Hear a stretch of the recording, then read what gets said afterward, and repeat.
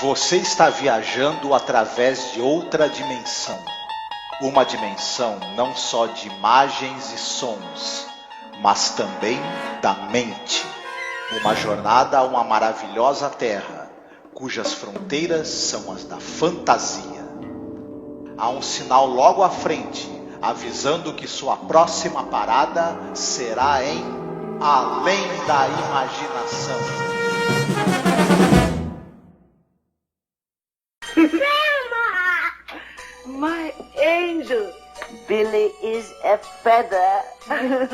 Open them! Happy birthday, Billy! Billy, don't you want to see what Grandma got you? Oh, boy!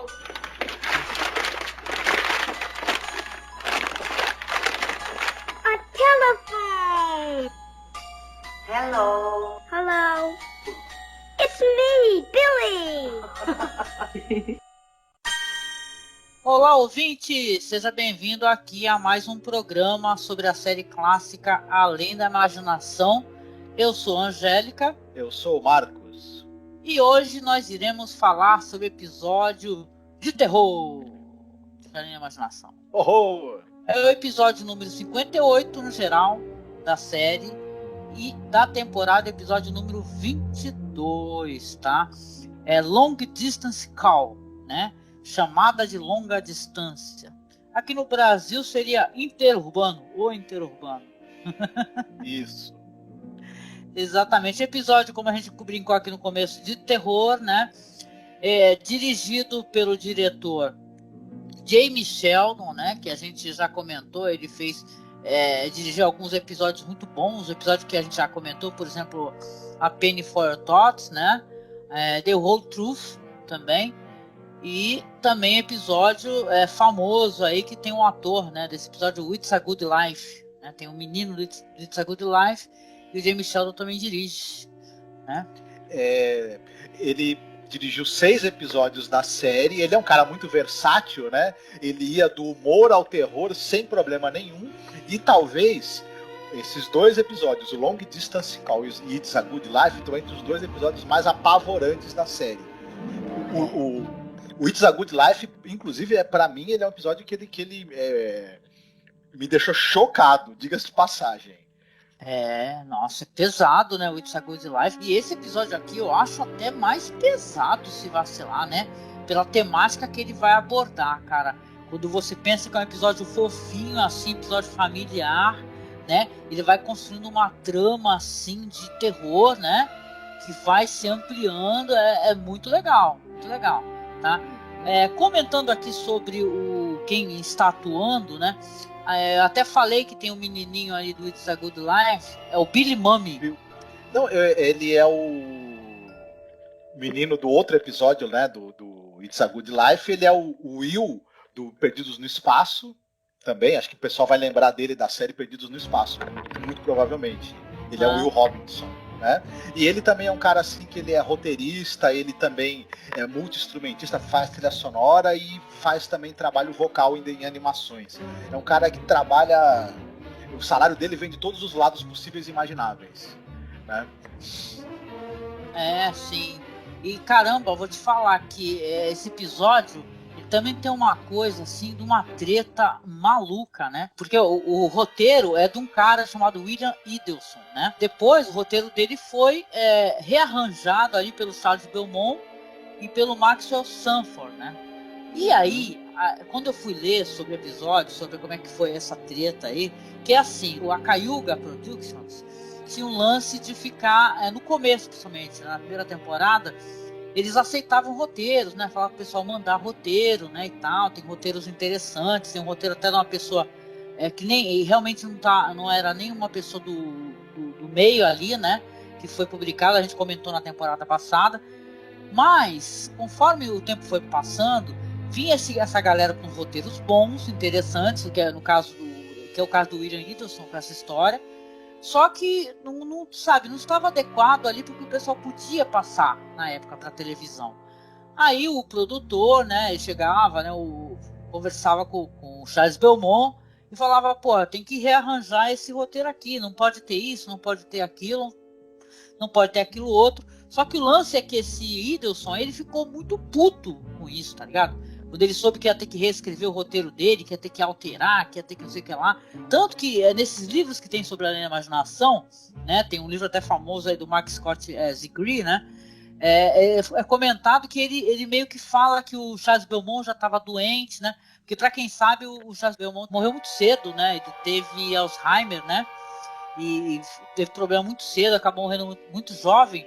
Só que ele fica falando que depois, quando teve que rearranjar o roteiro, né, arrumar para ficar adequado para a série, que o Charles Beaumont não participou na verdade, e é mentira, né, porque o Beaumont ele foi ficar doente lá para 63 e tal, 64, que ele ficou realmente sem condições, né, de poder utilizar a máquina de escrever e tudo, de trabalhar, né.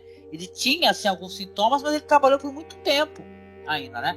E esse cara, ele nas memórias e tal, então quando ele fala alguma coisa, ele sempre quer reduzir o Charles Beaumont. Isso é triste, porque esse roteirista, que ele é muito foda, sabe, Charles Beaumont, que pra quem escuta o podcast, já deve ter ouvido a gente falar de episódios sensacionais, né, roteirizados por ele. Ele ajudava muita gente que estava começando ali a escrever, o próprio George Clayton Johnson e tal. Ele era um cara que ele dava abertura, ele botava contato ali com a produtora e tal, e ele fazia muita gente começar a trabalhar no meio e tal, né? Ele era um cara, o Richard Matheson e tal, eram uns caras fodas, assim, que eles davam muito valor, né, pra isso, pro roteiro. Só que esse cara que tem um roteiro que é sensacional, eu gosto muito da ideia que ele criou, né, que ele disse que teve essa ideia numa festinha de aniversário. A gente vai falar mais sobre a sinopse, né, mas aí você fica pensando, né, e tal, né, que isso aí coloca, apesar de ser um episódio sensacional, é triste, né, que teve essa briga toda, né, ali nos bastidores, né, mano? Sim, sim. Infelizmente. Era comum na TV, a Cayuga Productions fazia isso, e a TV americana também em larga escala. Você tinha o pessoal que já era roteirista, já tinha tido roteiros vendidos para aquela série várias vezes, era um cara que o pessoal confiava no trabalho do cara. Você às vezes tinha uma história, você não tinha trabalhado com eles ainda, o cara te indicava e o pessoal falava, olha, a gente gostou da história, mas preferiam que o roteiro recebesse um tratamento do cara que já trabalhava com eles, que eles já confiavam, que já tinha dado certo. Então, às vezes tinha duas possibilidades, ele pegava a tua história, o cara que já estava lá engajado, né, na produção, como por exemplo o Charles Beaumont, ele reescrevia, colocava o nome dele no roteiro e pagava para você uma parte, dava para você uma parte do dinheiro, ou então você era colocado como co-roteirista. Tinha essas duas possibilidades. No caso, o Bill Idelson, a ideia era que o roteiro fosse reescrito pelo Charles Beaumont, viria com o nome do Charles Beaumont e o Bill receberia uma parte do pagamento. Ele ficou pé da vida. E ele não gostou das mudanças também que foram feitas. Ele queria um roteiro completo do jeito que ele entregou, que fosse filmado. E isso é muito difícil de acontecer quando você chega com uma história de uma produtora. Dificilmente eles vão querer mexer, vão dar na mão de outro cara. Aí, se você vai dando certo as tuas histórias, você vai tendo a chance de com o tempo escrever seu próprio roteiro completo e apresentar.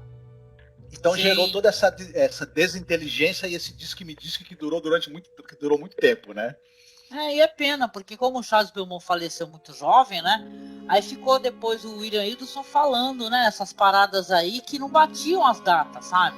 O pessoal mesmo levanta isso daí. Ele falava, o Charles Beaumont na verdade não fez nada, porque ele já estava doente. Ele tipo assim, ele não estava ainda tão doente que ele não conseguisse trabalhar, né? Então fica meio uma mácula, né? Sobre o episódio em si. E é um cara que depois conseguiu viver fazendo roteiro, sabe? Ele fez muito roteiro para aquela série Mesh, aquela série de humor, né, e tal. Então ele conseguiu entrar no sistema, trabalhar e tudo, ganhar um dinheiro dele. Ele era um roteirista né, capaz, né? Não é uma questão de incapacidade, e sim uma limitação dentro da temática, porque o episódio ele é muito bom, gente. É o último episódio dos 6, né, que é gravado ali naquele sistema de videotape, né, que olha, eu acho que se vacilar é um dos melhores, tá? É o último, é um dos melhores. A temática é muito boa e o cara ele soube trabalhar muito bem dentro das limitações, né, do que tu gravar um episódio de videotape, que não tem lá muita profundidade, né? E tal, muita movimentação de câmera, não é possível. Mas caramba, é curioso, né? É um episódio legal mesmo, assim, que você inclusive consegue esquecer, né, das limitações do episódio, assim, pela maneira como foi filmado. Uhum. Esse episódio especificamente, ele é filmado em ambientes mais fechados, né? São quartos, é o interior da casa, não tem muita externa, é um elenco pequeno, são ali normalmente 2 a 3 pessoas em cena. Então, até em termos de linguagem, por você não precisa ter externa, não precisa ter movimentos muito complexos de câmera e o mise-en-scène mais complicado, em termos de linguagem foi mais fácil de adaptar o formato de videotape para essa narrativa, deu mais certo. E até essa coisa dele ter menos profundidade, ele dá esse clima mais intimista, mais até que o episódio traz. E funcionou perfeitamente bem. Dessa vez não teve problema. O Jamie Sheldon também o diretor, era um cara muito versátil. Ele sabia dar o tom quando era comédia, sabia dar muito bem o tom quando era drama. Esse é um episódio que ele transita entre o drama e o terror. Então ele dá o tom perfeitamente bem para essa história. O episódio ele vai ganhando um ar cada vez mais sinistro ao longo que a história vai se desenhando ali pra gente. E ele realmente é muito interessante, esse episódio. Também por conta muito do elenco, que é muito afiado, né? Nossa, muito.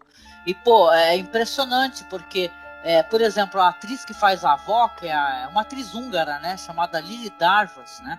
Essa atriz, ela participa pouco do episódio, mas o jeito que ela fala, saca? Ela tem um sotaque fortíssimo, né? O jeito como ela atua também, e ela passa tanta emoção, e ela fica inesquecível, né, no episódio, né? Sim. Inclusive, ela é uma daquelas atrizes, assim, que ela teve que fugir da Alemanha, né? Em 38, devido justamente à perseguição nazista aos judeus, né?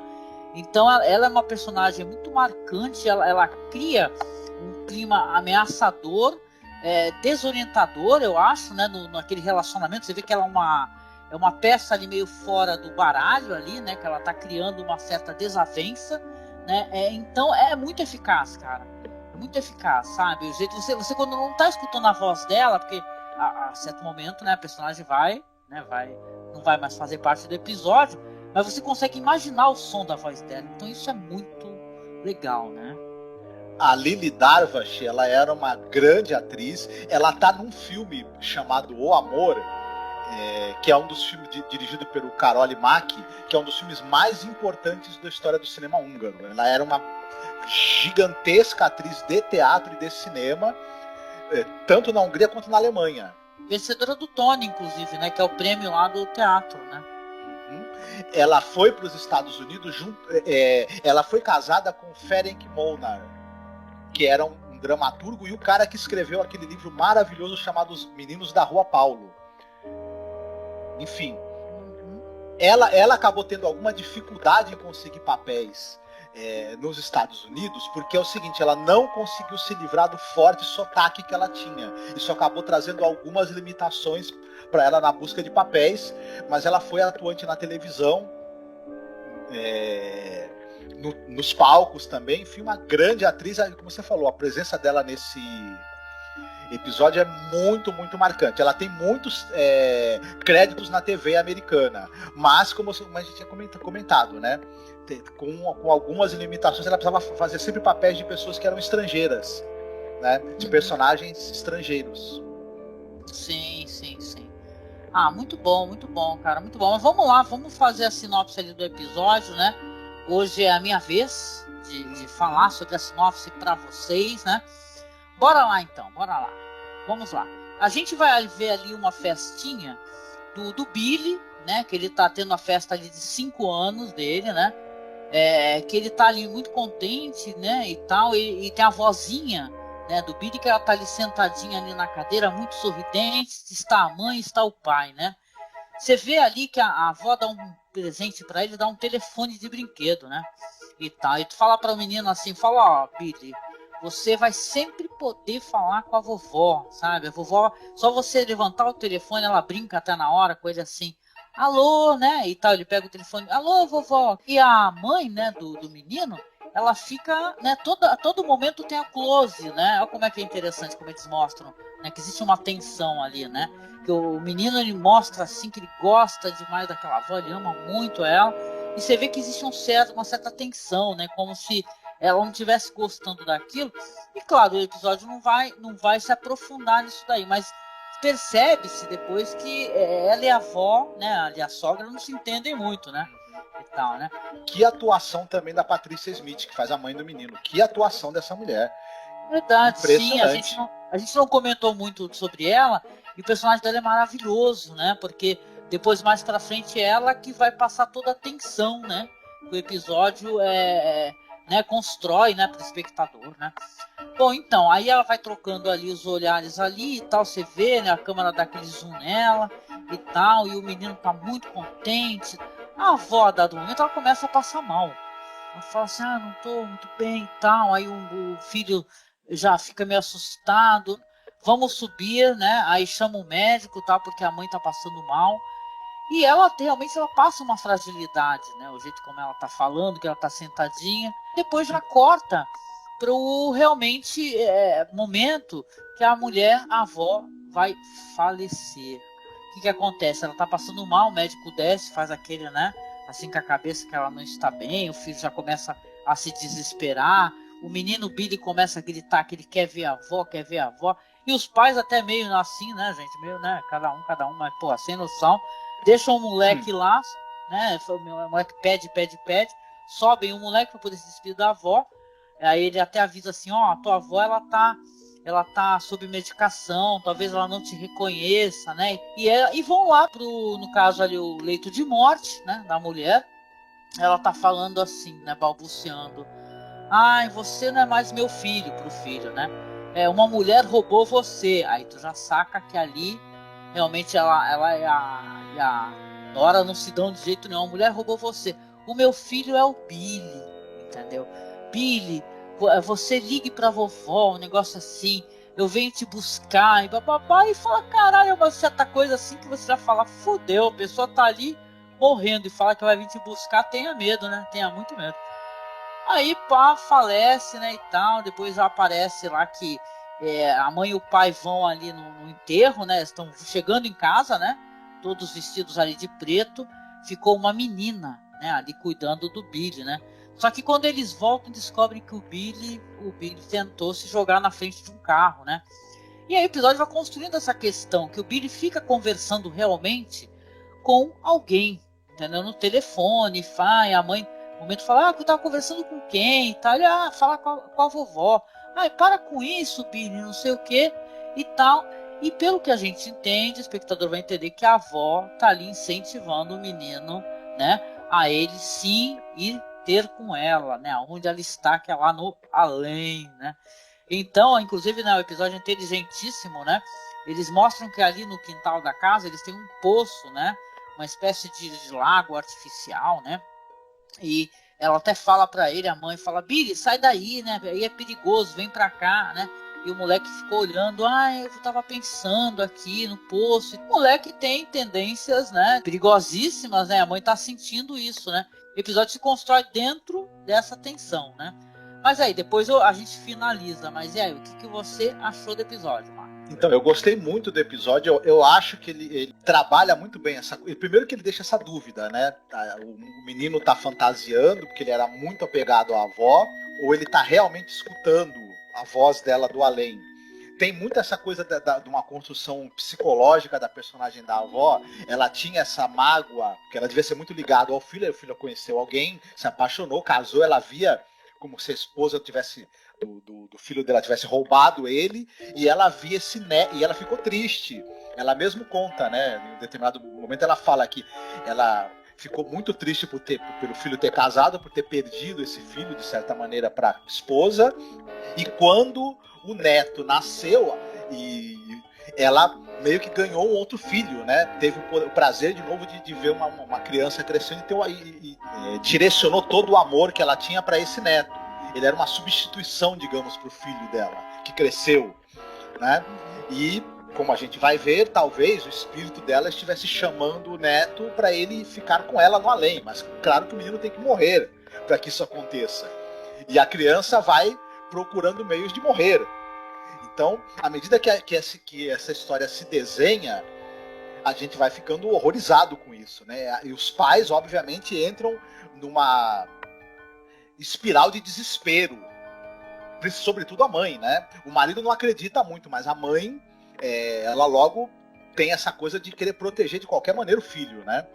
E Sim. como eu falei, é uma grande atuação da Patricia Smith também. O pai, só um adendo rapidinho, o pai é o Philip Abbott, que é um ator também de televisão e é um cara que ele era diretor e roteirista de curtas-metragens da Disney, de animação. Era um cara que era ligado ao mundo da animação, mas que também atuava e também fazia trabalho vocal em animações. Então era mais um cara que o salário dele vinha de todos os lados, né? Enfim. Não, tem que se virar, né, cara? Pô, mas é interessante, né? Você falou aí da atriz que faz a mãe, né? Tem um momento que o moleque tá lá falando, né? Depois que ele tenta se jogar na frente do carro lá. Aliás, o cara que tava dirigindo o carro vai lá muito puto tomar satisfação, né? E tal. Entra, pô, aí teu filho fica se jogando aí na frente do carro, aí quase que eu não consegui me desviar e o caramba e tal. Porque tem um momento que a mãe, o moleque tá lá conversando lá, né? E ele fica falando que tá conversando com a avó. Ela pega o telefone, cara. Aí quando ela pega o telefone, ela dá um grito, você não escuta nada, você não escuta mais a voz da atriz, né? Que é muito boa, né? Essa atriz húngara. Mas, cara, ela dá um berro, né? Ela fala que ela ouviu a respiração e tal, e ela sentiu que tinha alguém do outro lado da linha. Porra, é um telefone de brinquedo, né, cara? Você quer uma coisa mais não ameaçadora do que isso, né? E é legal porque eu acho que depois o cinema, mais pra frente, ele vai se apropriar muito dessa estética, sabe? De coisas inocentes, né? De objetos infantis para meter medo.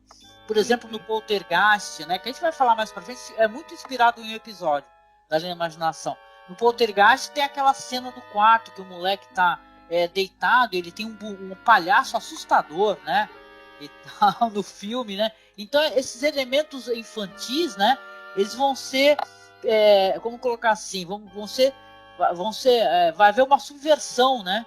De coisas infantis ao que você sente medo. Esse telefone você sente um medo absurdo. Tem uma pessoa morta do outro lado, né? E ela dá um berro, né? Eu sei que o desfecho do episódio, né, é muito bom também, porque o moleque, ele realmente vai se jogar. O moleque vai se jogar naquele poço, entendeu? E, claro, não é mostrado para o espectador, porque isso é uma coisa muito pesada, né, e tal, né? Mas aí eles ficam desesperados e tal, e depois já aparece, então, que tem uns paramédicos ali, chamaram os paramédicos. Eles estão com um grande respirador ali, tentando, né, fazer com que o moleque volte a respirar, mas já avisam, né? Já avisam pro pai e pra mãe, olha, se preparem, né? Porque ele tá há muito tempo sem ar, né? Como é que a gente vai fazer? E o pai, né, naquele desespero, a mãe também tá em choque sentada lá. O pai, naquele desespero, vai no quarto do moleque, pega o telefone e começa a pedir pra mãe, falar assim: mãe, por favor, mãe, eu te imploro, pelo amor de Deus, deixa o meu filho viver, deixa o meu filho crescer, deixa o meu filho ter uma experiência, ele casar, ele estudar, ele ser feliz. Mãe, pelo amor de Deus, deixa o meu filho e tal. E cara, é interessante, eu gostei. Depois a gente vai falar sobre as mudanças de roteiro.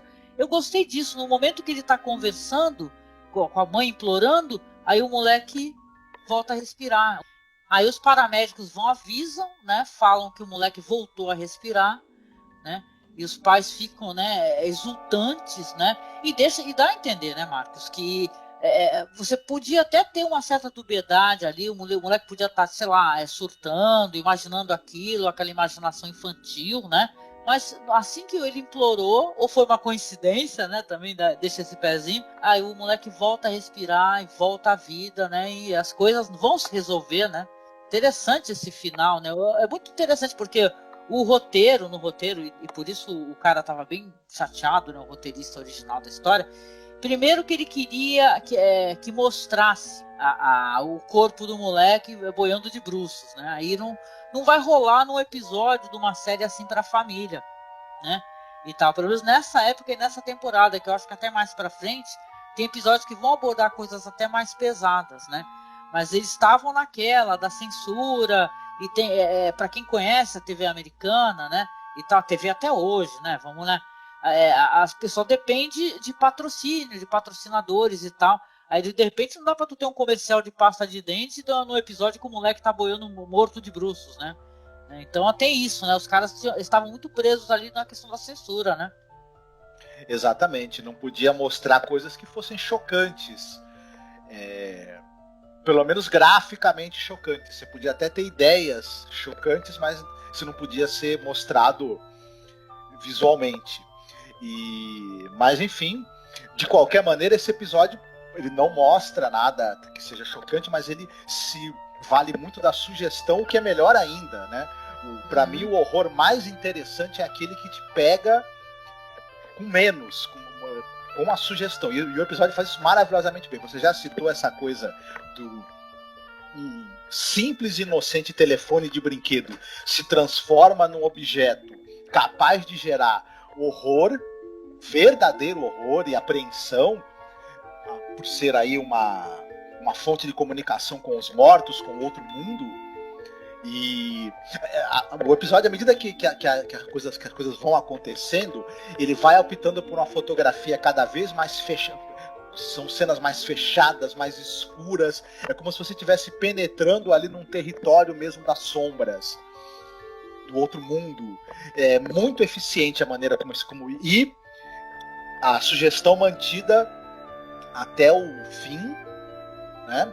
E a tensão sendo mostrada através do trabalho dos atores, que eles vão catalisando essa tensão, esse medo, essa apreensão toda que vai tomando conta dos pais, né? Por conta do que está acontecendo com o filho, com o menino, né? De possivelmente estar sendo chamado para o outro mundo pelo espírito da avó. É muito bem feito, muito bem conduzido e muito eficiente esse episódio. E nessa mistura de elementos maravilhosos assim que para mim, né, é o que torna uma história que fica na minha cabeça, né, no terror. Não é uma imagem gráfica, é uma ideia que se planta na sua cabeça e que fica, né, martelando ali. Será? Muito interessante mesmo. Pô, se eu tivesse uma criança pequena em casa com um telefonezinho de brinquedo, eu ia ter um cagaço, cara. Porque é bizarro, né, isso daí, né? Realmente uma história angustiante, é um tremendo episódio. É o 6º episódio desses episódios de vídeo, como a gente já comentou, mas é um fechamento com chave de ouro, viu? Vou te falar que, caramba, depois, não sei se você sabe, né? Esse molequinho aí, do It's a Good Life, aí, o menino, o Bill Mummy aí, ele, depois, mais pra frente, ele fez uma continuação do It's a Good Life, né? Eu não sabia disso. Eu pesquisando para esse episódio, eu fiquei sabendo que tem uma continuação numa outra temporada, lá de uma outra, né? Uma dessas regravações aí de Twilight Zone, dele fazendo, né? Um episódio lá mais adulto, né? Então eu falei, caralho, mano, como é que pode? Esse moleque realmente tem uma cara de inocência, né? Bonitinho, cheio de sardinhas no rosto e tal, e episódios de terror. Como o roteiro teve visto de ter que ficar sendo reescrito, eles não gostavam, eles até tentavam agradar o roteirista, porque ele queria uma cena assim, uma cena assado. Acabou inclusive atrasando, porque tem leis, né, e são muito rígidas, né, de criança, até qual horário criança pode trabalhar em set de filmagem, né? O moleque inclusive trabalhou um pouco mais além do horário permitido por lei, né? Então isso daí, né, mais pra frente, tem até aquele filme, né, tem aquela tremenda tragédia, né, aquele filme mesmo, né, da linha Imaginação, né, e tal, com aquela tragédia que passou uma série. Eu vou tentar fazer isso na minha recomendação, mas tem esse lance aí justamente, que crianças em cena trabalhando e tal, tem leis bem rígidas sobre isso, entendeu? No caso desse moleque, até por causa dessa treta do roteirista e tal, eles tentavam fazer o que o cara tava pedindo, mas não rolava. Acabou o moleque trabalhando um pouquinho além do tempo. Mas eu gosto muito desse menino. Esse menino é um tremendo de um ator, viu? Ele conduz muito bem isso daí, com esse ar dele de inocência e tal, né? É um elenco muito afiado mesmo, né, Marcos? Sim, sim. Grande parte do fato desse episódio ser efetivo se deve ao excelente trabalho de todos os atores do elenco. Com certeza, baita episódio, cara. Muito bom, muito bom.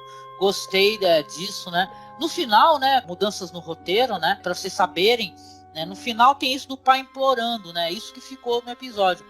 Porém, o roteirista lá, o que fez o roteiro original, ia ser um lance do pai falando dele, da relação dele com a mãe, entendeu? Para ele, para ser bem justo, essa era uma questão muito, muito pessoal, né? Ele falava que aquela mãe era a mãe dele, que aquele filho era o filho dele. Então era uma história que para ele tinha muita importância. Talvez por isso, né? Ele não gostou dessas alterações que foram obrigatórias de fazer.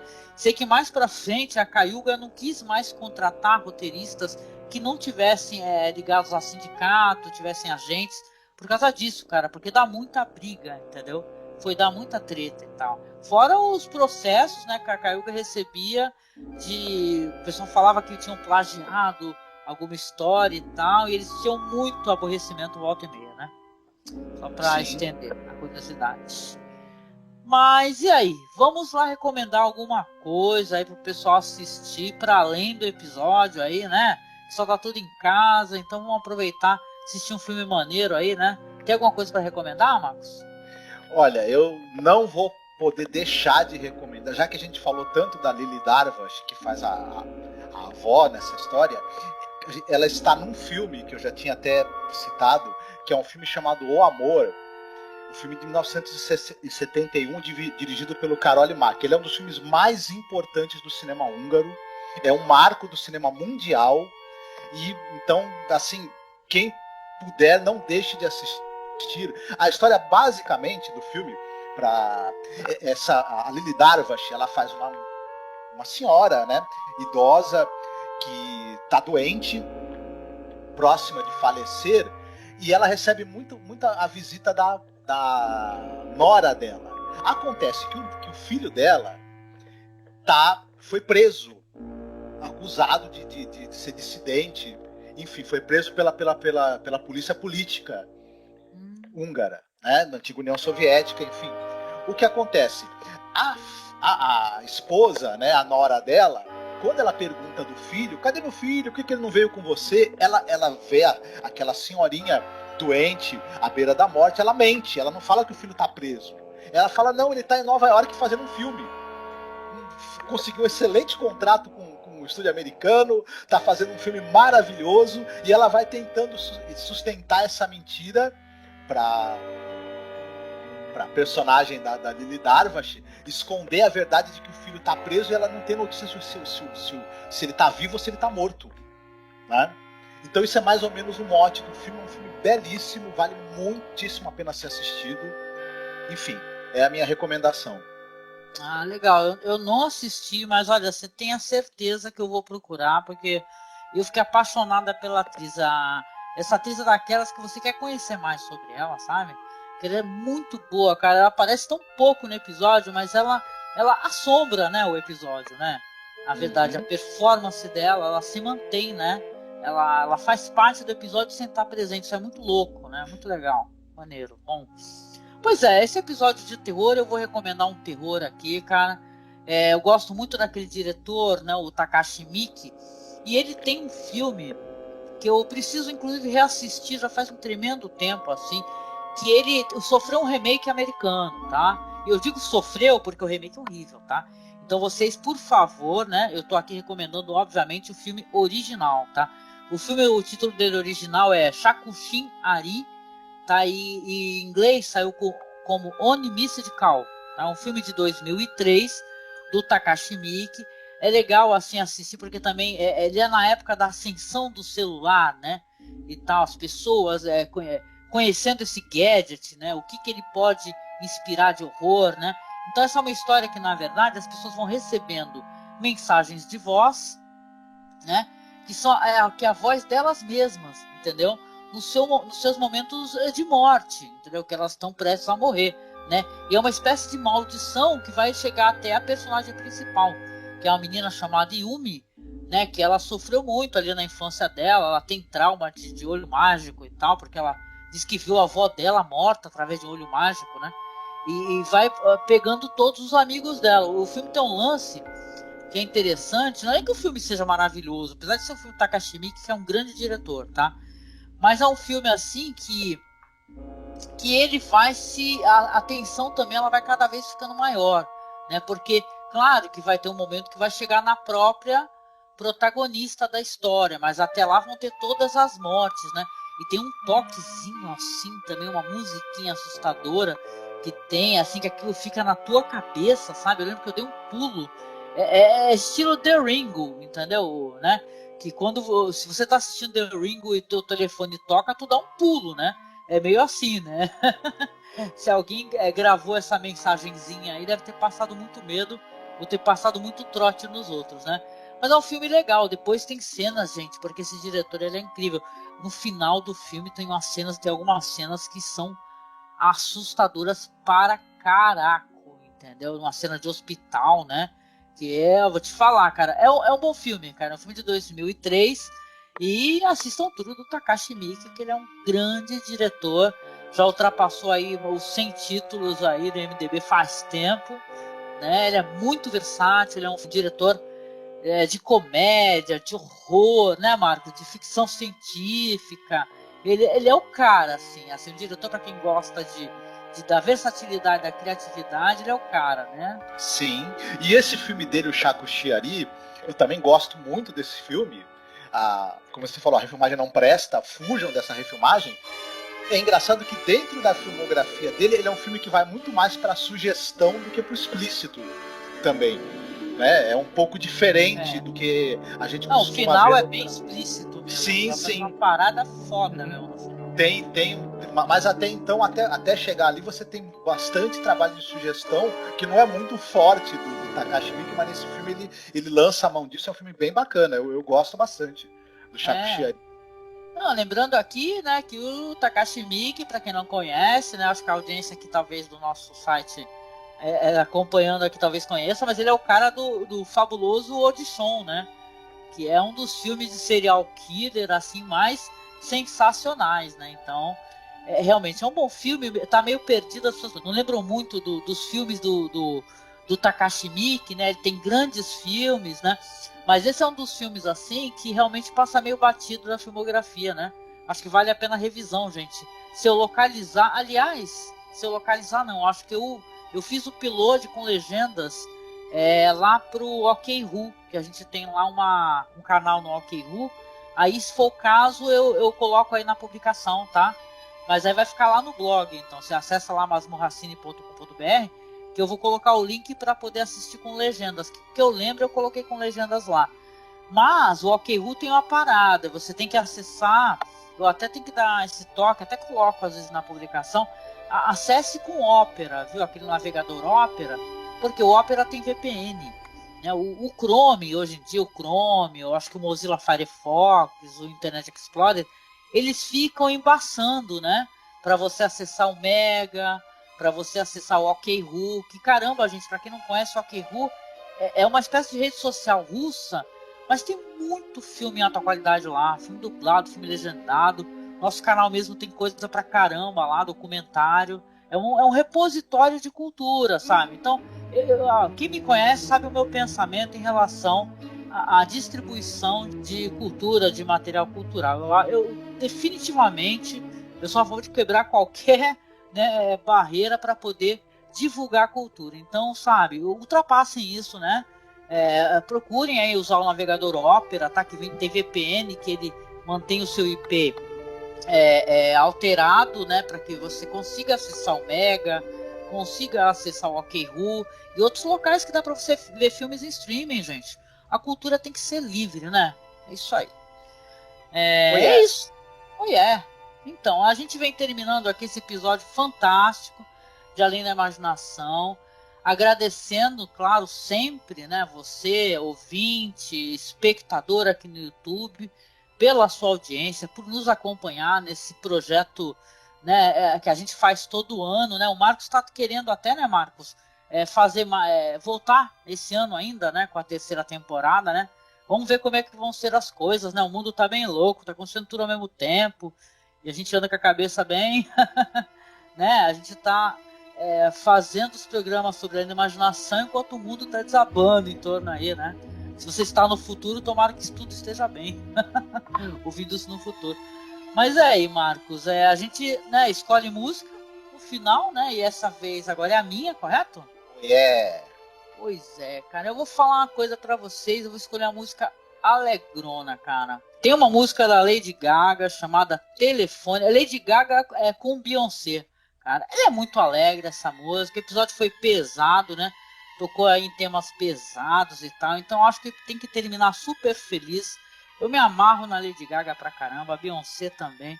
Então vamos terminar aí então com a música Telefone, beleza? Da Lady Gaga, não é não? Oh yeah! Tu tá parecendo aqueles moleque lá na cabine do Silvio Santos que fala: você troca uma bicicleta aqui por uma caixa de fósforo. E a luz acende o moleque: sim! Você troca 22 anos de magistratura para fazer parte de um governo de merda? Sim! Opa!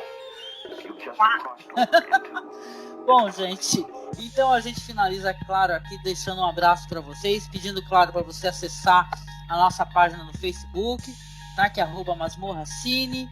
Você também pode entrar no nosso grupo lá, que é o Fãs de Além da Imaginação.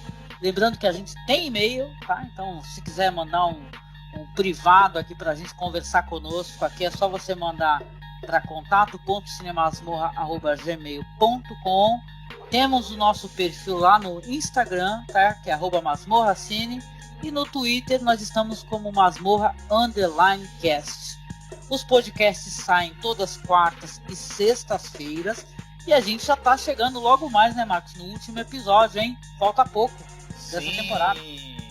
Estamos nos aproximando do momento culminante aqui da temporada. Hell yeah! E é isso, cara. A gente termina o episódio aqui, claro, deixando um abraço forte para vocês. Pedindo, claro, se você puder colaborar com a gente, ser o nosso padrinho, ser a nossa madrinha. Essa é uma época tão difícil para todo mundo, né? Mas se você não puder, tudo bem, tá? Porque você compartilhando, divulgando já ajuda bastante. Mas se você puder, se você tiver um dinheirinho sobrando, puder nos ajudar, a gente tem lá o nosso perfil no Padrim e também no Colabora Aí, tá? Onde a gente pega essa graninha para poder pagar servidor, né? Estamos juntando um din-din para poder comprar headset, que os nossos headsets estão muito ruins, né? Então estamos tentando aí chegar num ponto aí para poder fazer, né, a troca dos equipamentos e continuar com a qualidade de áudio melhor, né? A gente deixa aqui um beijo, né, Marcos, pro nosso ouvinte, espectador, e até o próximo programa, gente. Fiquem bem, se cuidem e cuidado com quem estiver tocando o telefone, hein? Do outro lado.